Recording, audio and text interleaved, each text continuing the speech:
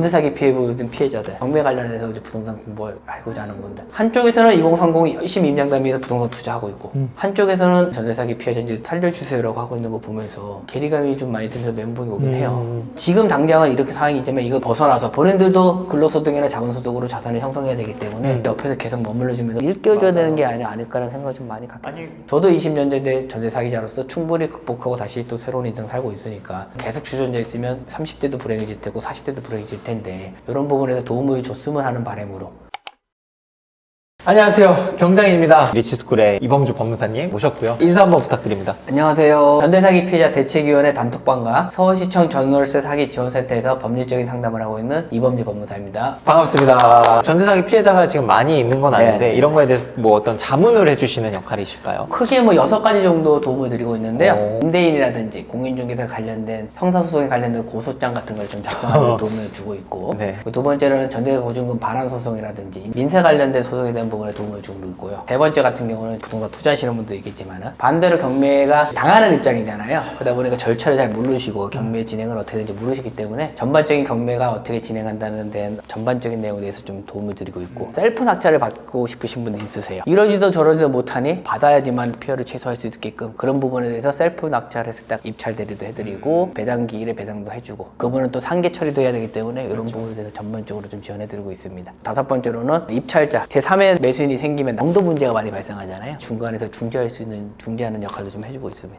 돈을 못 갚은 경우는 개인회생도 좀 진행해주고 있습니다. 갖고는 싶으나 치고가 네. 너무 많아서 못하는 부분은 개인회생까지도 좀 진행하고 있습니다. 전세 사기가 어떤 거죠? 임대인이 구입 당시부터 변제할 능력도 없고 직업도 없는데도 불구하고 부동산 시장에 공부도 하는 것도 아니고 남들이 하니까 돈 벌 수 있다는 네. 거 가지고 본인의 이익만 쫓아서 하다 보니까 예전에는 사실은 전세 사기라는 개념이 없었어요. 20년 전에 전세 사기는 있었는데 그거를 인정을 안 해줬어요. 전세 사기라는 부분은 그냥 형사가 아니라 민사로 니네끼리 해결될 문제지 형사라는 부분에 대해서는 각자 위치에서 바라보는 좀 입장이 다 다르더라고요. 전세 사기 피해자 부분에서는 이제 제3자들이 너네 알고 들어온 거 아니냐라고 얘기를 무지한 거 아니냐는 얘기하다 보면 상처를 많이 받는다고 얘기를 해요. 근데 항상 보면 피해자들이 뭐냐면 2030 취약계층이라든지 저소득층 경제적인 부분에서 지금 잘 모르시는 분들이 많이 당하시는 것 같아요. 조금 알거나 부동산을 공부하신 분들은 부동산 등기부등본 좀 볼 줄 알고 그러는데 그분들은 평생 해본 적이 없다 보니까 뭐든지 공인중개사한테 맡기고 임대인의 말을 믿고 정부의 말을 믿고 그냥 하다 보니까 부동산 등기부등본은 공신력이 없잖아요. 공시력만 있다 보니까 사실 저도 20년 전에 전세 사기 피해자였습니다.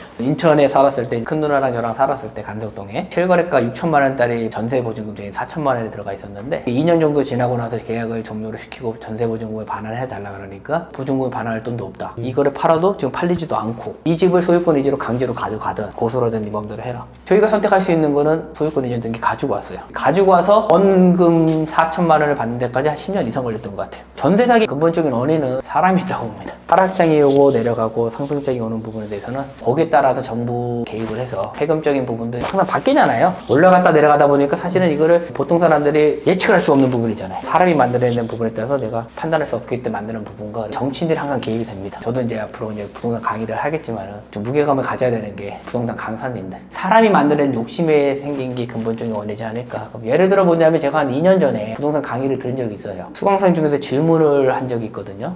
내가 지금 다가구를 경매를 받았습니다. 대출을 많이 하기 위해서 담보신탁대출을 이용을 하려고 합니다. 담보신탁 대출하게 되면 소유자가 수탁자한테 넘어가거든요. 네네. 그러면 전세계약, 임대차 계약도 수탁자로 맺어야 되는데 자기가 풀피를 만들기 위해서 임대차 계약도 내가 해서 임대차 보증금 내가 다 가져가면 상당한 많은 풀피가 되는 이렇게 해도 되겠습니까? 라고 여쭤보니까 강사님이 뭐라고 하냐면 그는 훌륭한 투자입니다 라고 얘기를 하는 거예요. 최우선 변제도 못 받죠, 그렇게 했을 때. 맞습니다. 경매 넘어가 싹 다 보증금 다 날리는데. 전세 사기 피해자인 거죠. 그거를 보면서 무슨 생각을 했냐면 다른 수강생들은 막 박수 치면서 뭐 존경하는 뜻을 바라보는데 저는 잠재적인 전세 사기 가해자인데 그 당시에도 그런 생각을. 법무사였기 때문에 분명히 신탁원보에서 되어 있고 그렇게 되면 보험도 하나도 못 받는데도 불구하고 알고 하는 얘기인지 모르고 답한 건지 모르겠으나 신탁사랑 월세 계약을 할 때 그 보증금은 신탁 동의서를 받아야 되고 그러려면 보증금을 보내서 대출 일부 상환을 해야 이제 세입자분들이 안전한 거거든요. 그 절차 없이 자기 통장으로 받은 거죠. 지금 현재 그게 그 결과가 지금 전세 사기 유형 중에 상당 부분을 차지하고 있습니다. 대책이라고 하면 교육이 백년지 대계라고 얘기하는 것처럼 중고등학교처럼 정규 수업에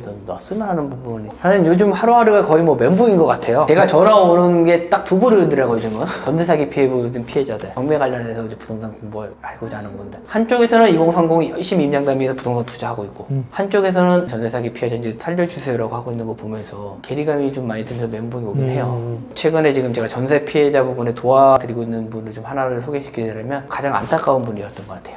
나이는 20대 후반 정도 되시는 분인데 연속으로 2번 전세 사기 피해자를 당했어요. 선순위에 압류 부분도 있고 국세도 있고 근저당권도 있었는데 집이 좀 새 거다 보니까 또 여기서 끝난 게 아니라 한 번은 화재가 나서 법적인 부분을 모르다 보니까 2천만 원인가 1,500만 원 돼서 인테리어 다시 해주고 나왔대요. 분명히 저희 같은 사람들을 통해서 일정 부분에 좀 감액할 수 있거나 보험을 들고 있잖아요, 대부분. 네. 일정 부분 해도 될 것 같은데 이제 모르다 보니까 네. 누구는 이제 경매를 열심히 해서 변호사님 이거 이렇게 하면 될까요? 이런 질문을 하고 어떤 분은 힘든 상황에서 피해를 최소화하기 위해서 이제 발버둥 치는 그런 상황인데 그래서 부동산 강의를 하시고 싶다고 변호사랑 같이 안전하게 이제 불려가는 그런 커리를 만들고 싶다고 하셔가지고 전세 사기 피해자 하면서 이분들한테 부분에서는 지금 당장은 이렇게 상황이 있지만 이거 벗어나서 본인들도 근로소득이나 자본소득으로 자산을 형성해야 되기 때문에 옆에서 계속 머물러주면서 부동산 부분을 좀 강의를 일깨워줘야 되는 게 아닐까라는 생각을 좀 많이 갖게 됐어요. 제가 전세 사기 피해자 거의 한 2년 정도 단톡방에서 생활하면서 5명 정도 자살하신 분을 봤어요. 그러면서 제가 단톡방에다가 올리는 문구가 있거든요. 정말로 힘들고 어렵다 생각했을 때 마지막으로 전화 한 번만 저한테 주셔라. 제가 무상으로 전부 다 드리겠다고 얘기를 해요.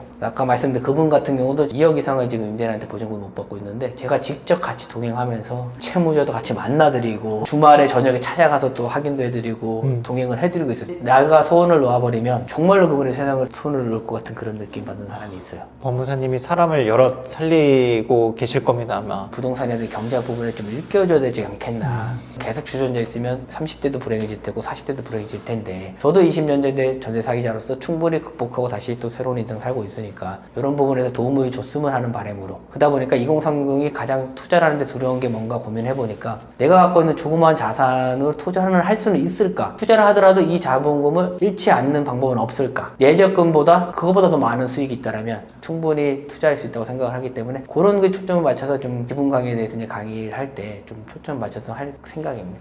시니어들도 들으면 좋긴 한데 그런 분들은 자산이 어느 정도 형성됐으면 난 이거밖에 없는데 좀 뭔가를 해보고 싶다 간절하시면 배우는 것까지는 다 똑같은 동일한 선상에 가더라도 간절하게 하는 애에 따라서 성과가 좀 달라지잖아요, 결과가. 맞습니다. 정말로 100만 원, 200만 원 있었을 때는 정말로 간절해서 뭐 하루에 12번도 가보고 그 집에 막 그랬던 것 같은데 그럴 때가 더 성과가 좀 좋았던 것 같아요. 고생 많으셨습니다. 네, 고생하셨습니다.